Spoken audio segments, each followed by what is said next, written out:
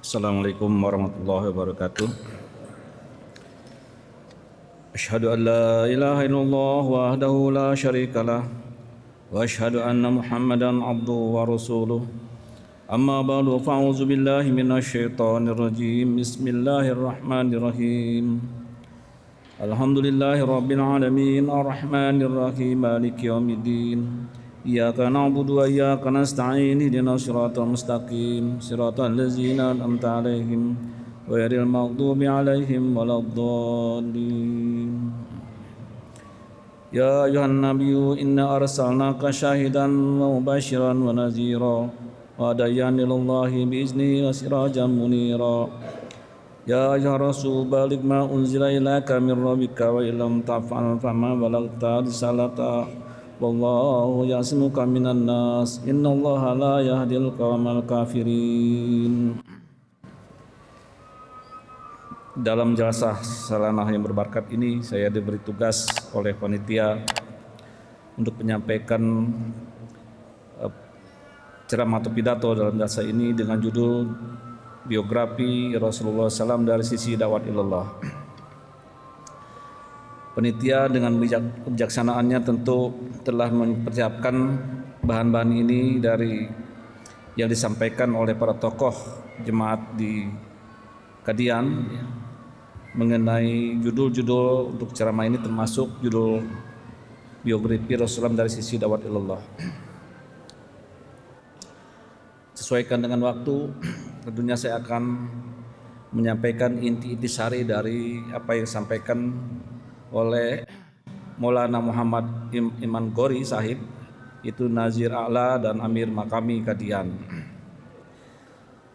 Secara singkatnya bahwa 14 lebih abad tahun yang lalu di dunia ini telah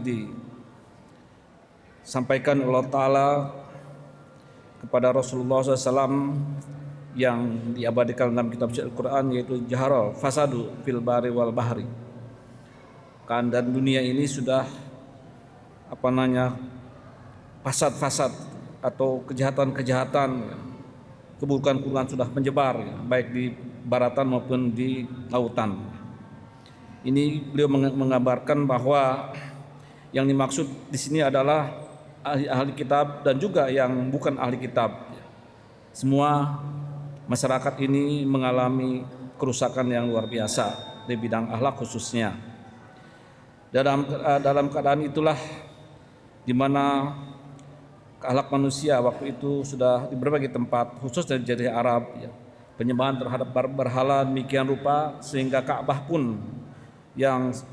suci ini pun oleh mereka diletakkan 360 berhala yang disembah, dan juga mereka secara tadi digambarkan biasa membunuh, membegal, lacur, perbuatan zina, tercela, mabuk-mabukan dan sebagainya. Dalam keadaan demikian inilah muncul seorang pemuda, yaitu junjungan kita Nabi besar Muhammad Rasulullah SAW. Melihat keadaan situasi itu, beliau sangat prihatin, sangat sedih, sehingga beliau berhalawat ataupun menyendiri berdoa. Kurang lebih ada jaraknya 3 mil dari Mekah, menyendiri berdoa di Gua Hiro. Di sini dicatat dalam sejarah, mungkin tidak terus-menerus tapi bolak-baliklah ke sana. Itu kurang lebih selama 15 tahun beliau bolak-balik ke Gua Hiro untuk bertafakur, berdoa, minta pada Allah Ta'ala untuk bagaimana memperbaiki umat yang demikian rusak ini. Dan Gua Hiro ini memang luar biasa Bapak sekalian. Saya teringat pada hajat Masih Maud alaihissalam bahwa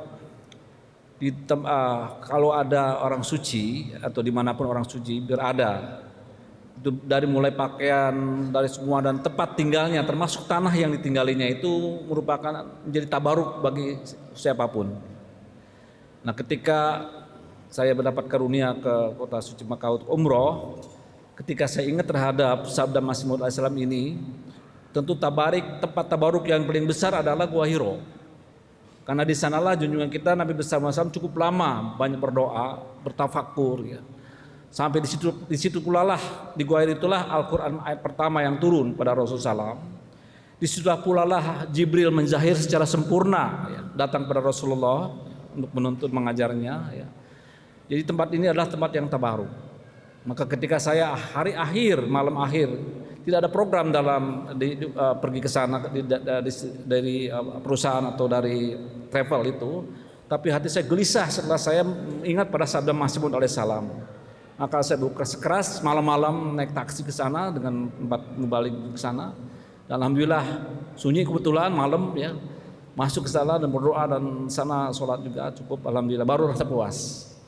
Karena ini merupakan amanat dari sabda dari Masih Maud alaihissalam bahwa tabaruk ya, tentu tabaruk yang paling besar yang telah lama ditinggali oleh junjungan kita Nabi besar Muhammad Rasulullah dalam berdoa demikian rupa. Inilah barangkali bapak-bapak yang nanti dapat karunia umroh, jangan lupa pergi ke Gua Hira ya. Dan setelah cukup lama beliau berdoa, Allah Ta'ala telah menetapkan beliau ya sebagai dakwah ilallah ya, sehingga dinyatakan Al-Quran tadi bahwa beliau merupakan sebagai syahidan wa mubasyir wa nazira ya, wa da'iyanullahi wa bi'izni wa sirajan munira. Dan beliau adalah seorang dai, memanggil kepada setiap orang untuk menuju Allah Ta'ala dengan izinnya, dan sirajan munira, dan beliau merupakan satu matahari yang bersinar. Jadi oleh karena beliau merupakan matahari yang bersinar dari sisi apapun, maka beliaulah yang pertama kali oleh Allah Ta'ala jatakan sebagai dai ya, yang memanggil pada orang untuk menuju Allah Subhanahu wa Ta'ala. Dan disusul juga oleh ayat berikutnya, ya ayuhan nabi ya rasul baligh ma unzila ilaika. Ya Rasul, sampaikanlah apa yang diturunkan kepada engkau mir rabbika dari Tuhan engkau, walam taf'al, apabila engkau tidak melakukannya fama balagta risalaka, engkau tidak melakukan risalah ini. Wallahu ya'simuka minan nas, Allah Ta'ala sendirilah yang akan menyelamatkan engkau dari manusia. Innallaha la yahdil qaumal kafirin, Allah Ta'ala tidak memberikan petunjuk pada orang-orang kafir, pada orang yang mengingkari. Nah, inilah setelah itulah beliau menyampaikan amanah ini. Ini pertama adalah bagaimana harus menyampaikan. Yang pertama beliau juga mendapatkan petunjuk wa anjir asyitokal aqobin. Berilah petunjuk, sampaikanlah, peringatkanlah kepada orang yang terdekat dari kamu. Maka pelaksanaan dari perintah ini beliau pertama kali tablignya itu kepada ini dulu, kepada keluarga dulu ya. Pada keluarga beliau di Bukit Syafa ya. Beliau Bukit Syafa menghimbau kepada keluarga beliau untuk datang kepada beliau ya, untuk mendengarkan di bukit itu apa yang akan disampaikan oleh beliau. Memang ada satu kebiasaan di Arab waktu itu, apabila Bani Hashim khususnya akan membantu satu sama lain, minta pertolongan pada satu saudara-saudara familinya atau keluarganya itu menghimbau di Bukit Syafa. Maka datanglah itu keluarga beliau ke Bukit Syafa. Apa yang akan disampaikan oleh Muhammad? Ternyata beliau menyampaikan risalahnya. Ya, menyampaikan risalahnya, kemudian tentu mereka tidak menerimanya. Hanya untuk inilah engkau katanya memanggil kami. Akhirnya mereka pergi. Ya. Kemudian Rasulullah nggak habis di situ, bikin lagi undangan, yaitu undangan makan yang dilaksanakan perintahnya itu pada Hadrat Ali yang waktu itu membuat atau masakan lah ya, memasak, mengundang sekitar 40 orang ya, saudara-saudaranya, saudara familinya. Dan sampaikanlah juga Rasulullah waktu itu, siapalah di antaranya siapa akan menolongku, kata Rasulullah, membantuku. Semuanya diam, hanya Hadrat Ali yang mengatakan aku yang akan menolongku. Yang lain semuanya pergi pulang ya, tidak menerima. Bahkan Abu Jahal mengatakan tabah engkau, hajurlah engkau, katanya, hanya ini aja engkau memanggil aku. Dan hanya pergi dan bikin permusuhan. Dan nggak habis juga itu mengundang lagi ya. Rasulullah SAW makan juga. Nah, yang tadi kan setelah itu makan dulu baru tablik. Tablik dulu baru makan. Nah, jadi mereka sebelum makan ya diam dulu ya. Tinggal setelah beliau ceramah nyampaikan risalahnya ya lalu makan. Tapi akhirnya toh juga mereka banyak sebagian besar tentu tidak menerima risalah ini. Dan akhirnya dengan kurnia Allah Ta'ala walaupun secara diam-diam ada salah satu sahabat juga yang ditulis dalam peristiwa ini bahwa ada seorang sahabat, ada seorang dari luar Mekah datang kepada Rasulullah menanyakan risalah beliau. Dan setelah dijelaskan oleh Rasulullah menerimanya risalah itu, dan kemudian satu orang dari tempat jauh ya menyampai pada Rasulullah, satu orang saja awalnya itu. Kemudian lagi setelah itu terus menerus beliau tidak berhenti menyampaikan tabligh per orang, dan akhirnya setelah berkumpul beberapa orang ya, itu beliau membuat ada usulan dari seorang sahabat bahwa ada satu pusat pertemuan yang sudah baiat ya, pada Rasulullah yang menerima, yaitu di rumah Arkam bin Arkam. Itulah rumah pertama sebagai rumah dakwah ilallah ya. Ini rumah pertama kali kumpul ya. Beberapa orang sahabat kumpul yang sudah menerima Islam, dan situlah mulai merencanakan tarbiyat dan terus merencanakan pertablighan berikutnya. Nah, di Darul Arkam inilah Hajat Umar baiat ya. Sudah tahu bahwa di situ kumpul orang muslim ya yang sudah menerima Rasulullah. Akhirnya datanglah berita ini kepada Hajat Umar, dan Hajat Umar meniatkan untuk membunuh Rasulullah ya. Namun beliau mendengar bahwa keponakannya itu sudah masuk Islam. Dan beliau kemudian pergilah ke rumah keponakannya, dan kemudian beliau mendengarkan ribut di situ ya. Kemudian dibacakanlah ayat Al-Qur'an oleh ponakan perempuannya itu, dan terpengaruh oleh Al-Qur'an, dan kemudian datanglah ke Darul Arqam ya, tempat berkumpulnya para sahabat di situ, dan akhirnya baiatlah. Memang di satu riwayat dikatakan bahwa ketika para sahabat mendengar wajah Hajat Umar mau datang, itu pada bergetar itu, karena beliau tuh jago perang juga, orang pemuka yang pemberani juga, luar biasa. Sehingga pada ngeri juga kedatangan beliau. Ketika diketuk pintu dan dibuka pintu, langsung Rasulullah sendiri yang datang menyambutnya dan pegang langsung ininya. Riwayat. Pegang ini langsung, mau apa kamu ke sini? Kemudian langsung Hajat Umar mengatakan saya membaiat.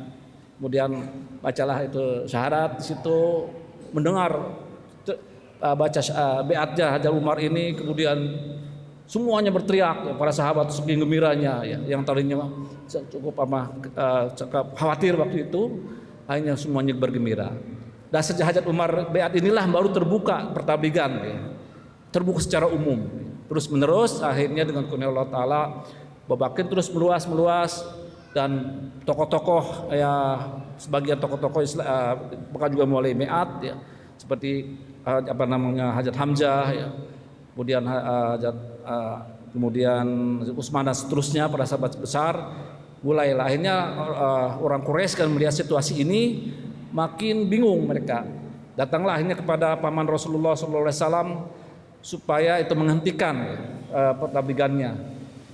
Kemudian dengan kata mereka pada ancaman terhadap paman Rasulullah bahwa kami tidak akan menjamin lagi keselamatan keponakan kamu, katanya, kalau beliau nggak berhenti, Muhammad ini nggak berhenti dalam melakukan perbuatannya itu terhadap kami, karena beliau ini katanya sudah menghinakan tokoh-tokoh kami, terutama berhala-berhala yang ada di sana itu, dan juga tokoh-tokoh yang disembah-sembah oleh mereka. Dan akhirnya mereka mengatakan bahwa kami tidak ada jaminan. Dipanggillah Rasulullah SAW oleh paman beliau, menguatkan hal itu, keberatan dari tokoh-tokoh, dan supaya berhenti. Tapi kata Rasulullah SAW jawabnya adalah demikian. Rasulullah mengatakan, wahai paman, ini bukan keburukan, melainkan penyampaian fakta dan penjelasan terhadap kondisi nafsu amarah yang pada saat ini. Dan inilah pekerjaan yang untuknya aku diutus. Jika karenanya aku harus terbunuh, maka dengan senang hati aku akan menyambut maut ini. Hidupku telah kuserahkan di jalan ini. Aku tidak akan berhenti menyampaikan kebenaran hanya karena takut mati. Pamanku, jika engkau memikirkan kelemahan dan kesulitanmu, maka lepaskan aku dari pelindunganmu. Demi Allah, aku tidak membutuhkanmu sedikit pun. Bagiku perintah Tuhanku lebih mulia daripada nyawaku. Sekali-kali aku tidak berhenti dari menyampaikan perintah Allah. Demi Allah, jika aku dibunuh di jalan ini, maka aku berharap berkali-kali hidup lagi kemudian mati lagi di jalan ini. Bukan tempatnya untuk takut, bahkan aku merasakan kenikmatan yang luar biasa untuk memikul kesulitan di jalannya ini. Itulah jawaban junjungan kita Nabi besar Muhammad Rasulullah SAW. Kemudian ketika paman beliau Zaid Abu Talib itu mendengar jawaban ini, beliau mencucurkan air mata. Silahkan teruskan saja, katanya, apa yang kamu ditugaskan oleh kamu ini. Demikianlah pekerjaan ini terus didukung oleh beliau juga, henti-hentinya pertabligan. Jadi itulah hal-hal yang luar biasa, bahwa bahkan di satu riwayat lain kita pernah dengar riwayat bahwa yang penting berhentikan dari amanahnya atau pertabligannya ini. Apa yang maunya Muhammad itu akan berikan, apa saja akan diberikan. Mau harta kekayaan, kami akan berikan. Berapa, mau emas besar apa, mau wanita berapa yang cari-cari, kami siapkan. Apa jawaban Rasulullah? Sekalipun diletakkan matahari di tangan kananku dan bulan dengan kiriku untuk menghentikan ini, aku tidak akan berhenti menghentikan amanah dari Allah Ta'ala ini. Itulah yang jawabannya, bahwa dulu pernah terjadi hal ini di jemaat pun sekali tentu terjadi juga. Kalau orang mengatakan jangan kamu tabligh, jangan sebaran ajaranmu, apa jawaban kita? Itu jawaban Rasulullah kita jawab. Sekalipun kalian hendak menghentikan kami dari pertabligan ini, jawabnya seperti Rasulullah. Sekalipun matahari diletakkan tangan kami, bulan tangan kiriku, kami tidak akan menghentikan tabligh ini. Ada orang mengatakan, bertanya pada saya, Pak, ini mengatakan ada seorang tokoh besar di negara ini mengatakan yang dilarang penyebaran Ahmadiyahnya, itu yang dilarang, penyebaran ajaran Ahmadiyah. Jawabnya, memang Ahmadiyah nggak punya ajaran, betul, ajaran Ahmadiyah ajaran Islam, kita menjalankan ajaran Islam, kita menyampaikan amanah Rasulullah bahwa Imam Mahdi sudah datang. Itu aja jawabnya, betul, Ahmadiyah tidak punya ajaran. Ajaran Ahmadiyah adalah ajaran Islam yang dibawa oleh Rasulullah SAW. Yang disampaikan ini pun adalah amanah dari Rasulullah SAW. Bukan, kami Ahmadiyah tidak punya ajaran. Itulah yang kita sampaikan. Itulah juga terjadi zaman ini seperti itu. Itu saja jawabannya oleh kita. Hadirin yang berbahagia, junjungan kita Nabi besar Muhammad SAW, sekalipun tantangan-tantangan yang luar biasa dengan para sahabatnya, terus melakukan pertabligan tanpa henti-hentinya. Kemudian beliau salah satunya juga di sini tuliskan ketika beliau ke Taif, 40 mil dari kota Mekah, beliau pergi ke sana, satu kaum di sana, satu kaum khusus, menyampaikan di Taif, bertemu dengan pembesar-pembesar di sana. Ternyata mereka menolak. Bahkan di antara mereka ada menyiapkan pemuda-pemuda dan anjing-anjing untuk mengejar beliau. Beliau dilempari batu demikian rupa sehingga berdarah-darah, sepatu beliau juga kena darahnya beliau. Dan beliau ditemani oleh hamba beliau, yaitu Zaid namanya, kena luka-luka juga yang menjaganya. Kemudian setelah beliau mampir di satu kebun orang Mekah, di satu kebun anggur, datanglah itu penjaga gunung, pengatur gunung, itu malaikat. Kata malaikat, wahai Muhammad, aku diutus oleh Tuhanmu untuk membalaskan kepada mereka, untuk minta perintahmu, apakah aku harus balas mereka perbuatan mereka, aku timpakan gunung ini, bukit ini? Kata beliau, jangan, katanya. Kalau mereka ditimpakan, siapa ya turunannya akan menyembah Allah Ta'ala? Biarkan, mudah-mudahan dari turunannya lah akan menjadi penyembah Allah Subhanahu Wa Ta'ala. Dan betul memang setelah 11 tahun kemudian, itu tokoh-tokoh masyarakat di sana ada yang datang kepada Rasulullah meminta maaf, dan kemudian semuanya baiat masuk Islam dan menjadi pejuang-pejuang Islam di daerah Taif itu. Demikianlah rasa pemurah, rasa kasih sayang dari junjungan kita dan besar membuahkan seperti itulah. Jadi banyak sekali orang-orang yang juga menjadi pahlawan Islam dari daerah Taif itu. Kemudian beliau juga bukan hanya tabligh di antara itu, tapi juga tabligh kepada pemerintahan pada raja-raja. Beliau banyak menulis surat kepada raja-raja, ya.